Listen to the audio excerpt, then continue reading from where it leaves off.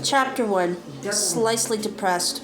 Classic signs such as hearing voices, intrusive thoughts, and self-harming aren't the only signs of depression.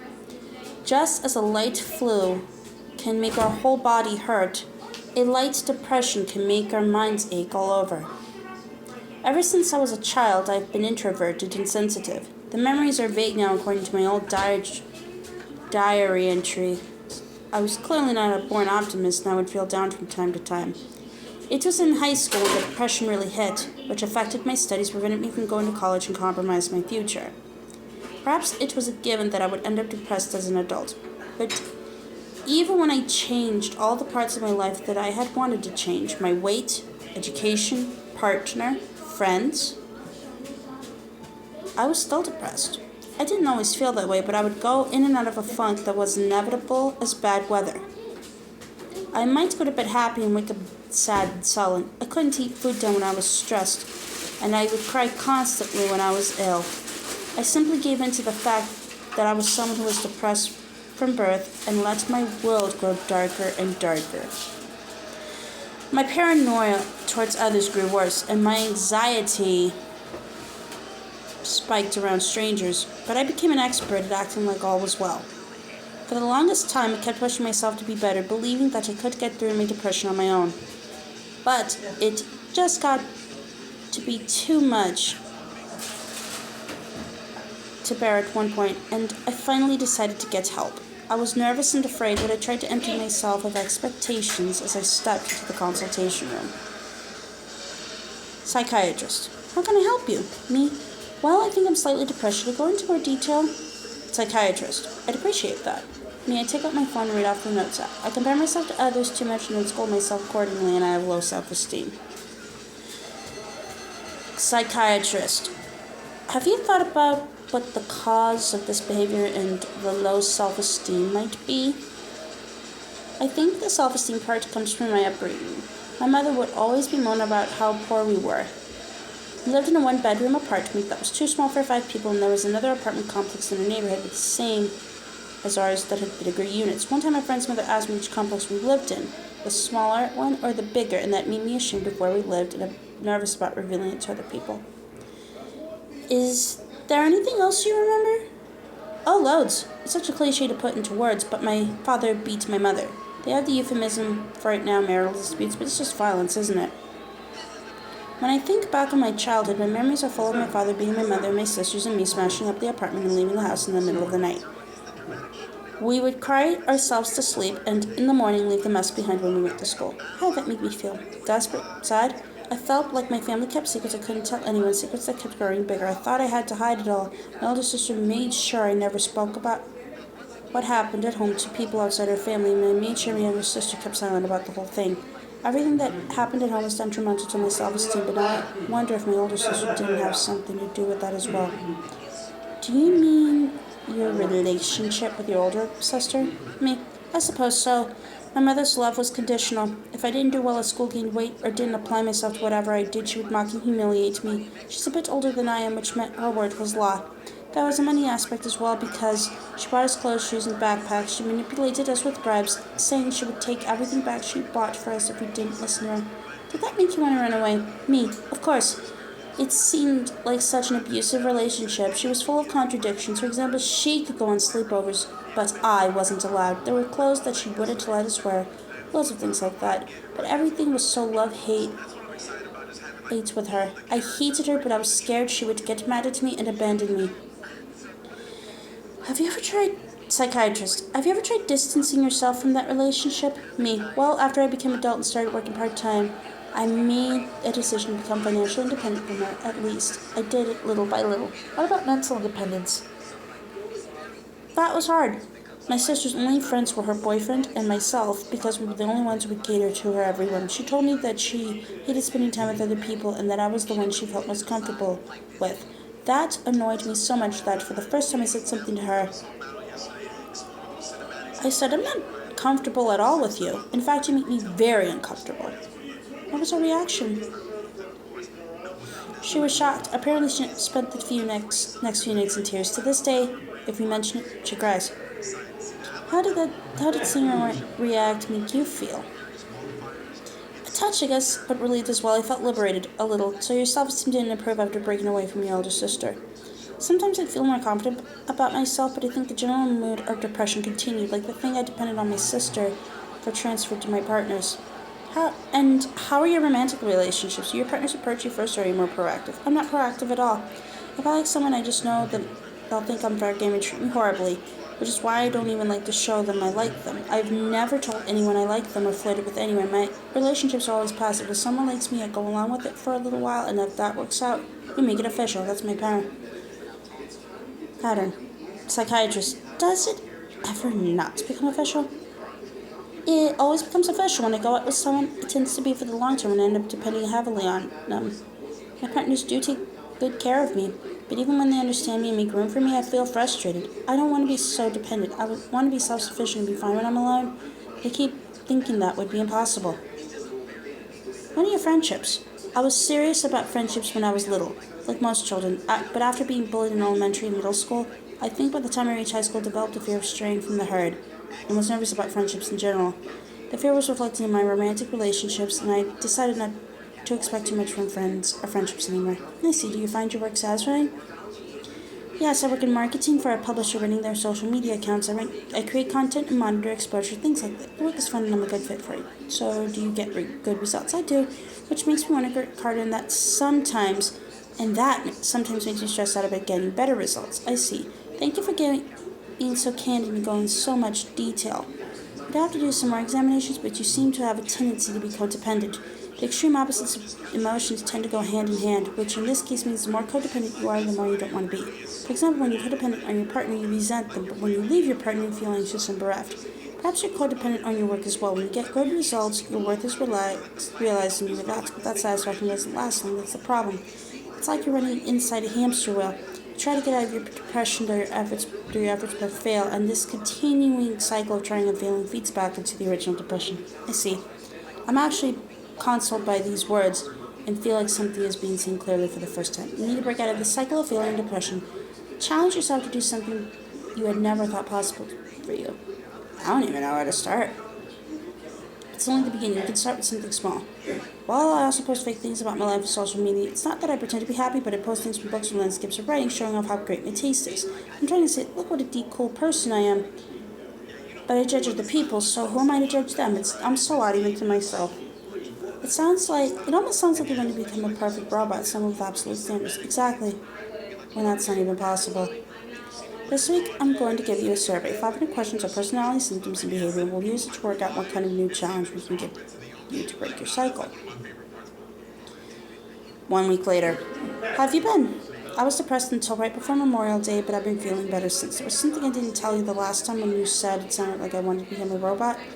I have this obsessive worry about not inconveniencing others ever since I began having high personal standards. For someone, when I see someone speaking loudly on the bus, because they're on the phone or something, it makes me really angry. Enough to want to strangle them. Not that I would ever actually do that.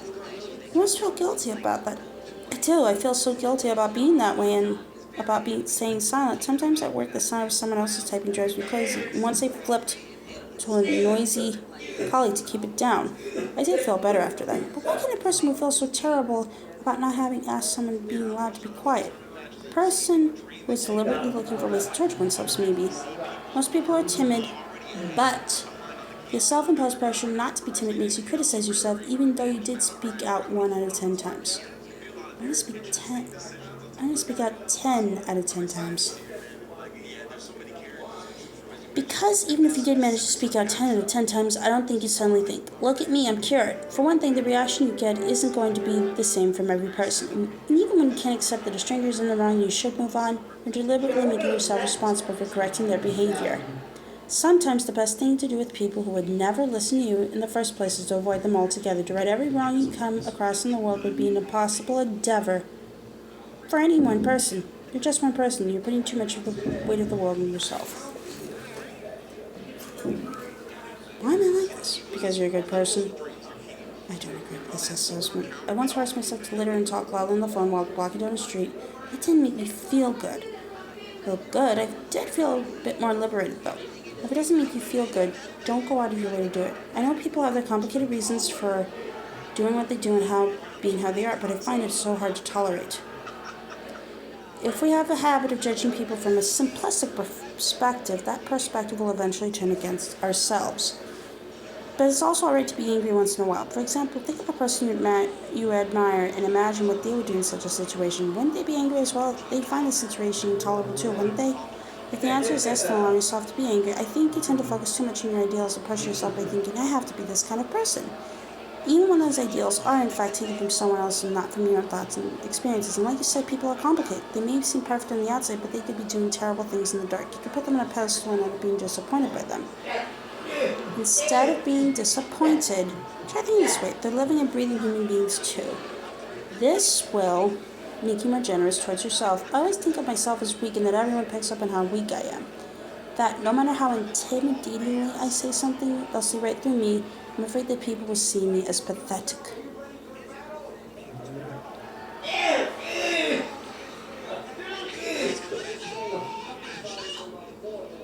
It's because of your anxiety. The moment you say something, you automatically think, how will this person view me? Won't they leave me? And that makes you anxious. Talking about it with them could help, but you have to realize that everyone reacts differently. You need to accept that different people will have different responses to the same conversation.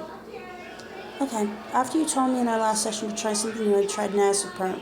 And I like it. My colleagues complimented me on it, which made me feel good. And the other thing you asked about my friends saying my best trait is emphasize with others. Are you good at empathizing with others? Yes, very. Which is why sometimes...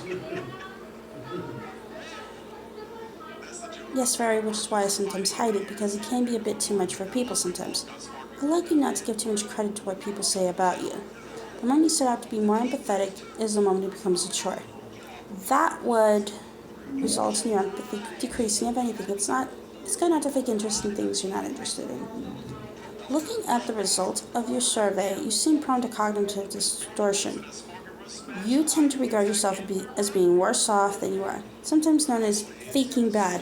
Where a person faking good is determined to feel they're better off than they are, your results indicate you're more anxious and obsessive than depressed, and your anxieties are especially high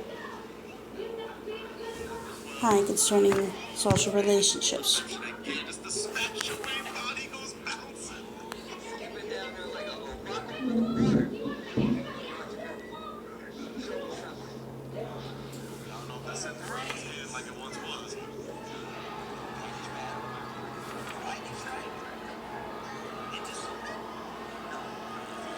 You also tend to be passive in your views of women. You seem to think my role in society is being a woman, that's why this is all I could be. You're blaming your circumstances instead of your personality, in other words.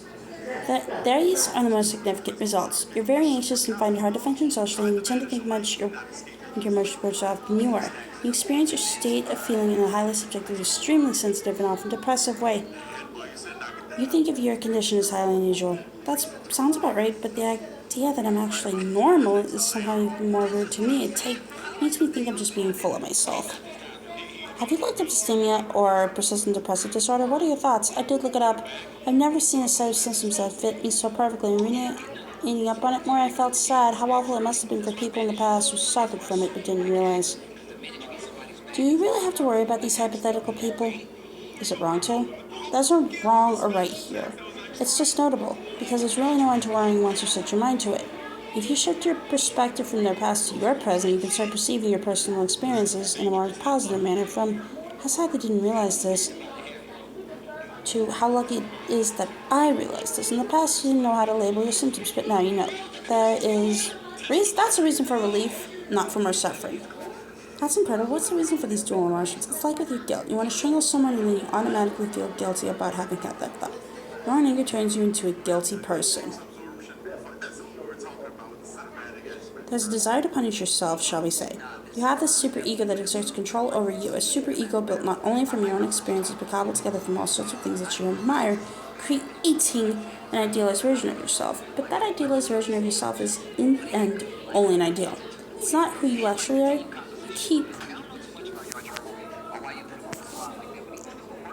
You keep failing to meet that ideal in the real world, and then you punish yourself. You have a strict superego. Then the act of being punished eventually becomes gratifying. For example, if you're suspicious of the love you're receiving, so act out until your opponent lashes out and leaves you, you feel relief. You eventually become controlled more by imaginary outside forces than anything that is actually you. I see. What about how I like being alone, but also hate being alone? Isn't that just normal? It is. Of course, the intensity of the feeling is different for everyone, but everyone does feel that way to some extent. We need to live with others in a society, but we need our own space too. It's natural for these contradictory feelings to coexist.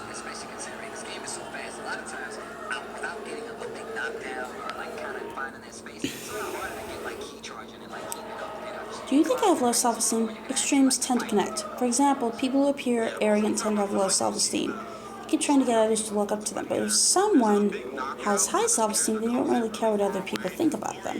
This is a way of saying I have low self-esteem. When I think back on the things I've done, it all seems pitiful and pathetic. That might be because you've often behaved not how you wanted to, but rather out of a sense of obligation or according to standards you invented. I'm also obsessed about my looks. There was a time I would never leave the house without makeup, or thought that no one would look at me if I gained weight. It's not your looks themselves that generate your obsessiveness. It's because you have idealized. It's because you have that idealized version of yourself in your head that you're so obsessed with your looks. You've made that idealized version very specific and unattainable, which is why you think things like, I'm a failure if I weigh over 8 stone. The only thing to do here is keep trying different things little by little, trying to understand how much change is comfortable for you and what it is you really want. Once you understand what you like and how to reduce your anxiety, you'll feel satisfaction. You'll be able to accept and reject what others think about you. Is my binging also relevant here? It is. Because when your life satisfaction fails, it's natural to retreat into primitive measures. Eating and sleeping happen to be the most instinctive-based measures, but the satisfaction from eating doesn't last very long. Exercise or outside projects can help here. Setting some type of long-term goal, in other words. Alright, I'm going to start exercising again. The hedgehog's dilemma. Extremes tend to connect. For example, people who appear arrogant tend to have low self-esteem. They keep trying to get others to look up to them. The contradictory state of longing for intimacy but also wanting to keep others at arm's length is called the hedgehog's dilemma. I've always wanted to be alone, yet always hated being alone. They say it's because I have strong codependent tendencies. I feel stability when I depend on someone, but my resentment builds up. When I get out of the relationship, I feel free, but anxiety and emptiness soon follow. In every relationship I've had, I cling to my partner, but also treat them harshly. The more I receive from others, the more I get tired of them, and then I hate myself for being this way. But then I go right back to being the cute golfer and my partner. Me. I know that within the safety of a relationship, I turn more and more into a coward, which is maybe why I find myself unable to quit my job. It's part and parcel of how I've lived my life so far. The important question is not whether this is the right or wrong way to live, but whether it's healthy for me to live like this. I know the answer, but it's so hard to act on it. I'm needlessly harsh towards myself, so I need company, someone who is on my side.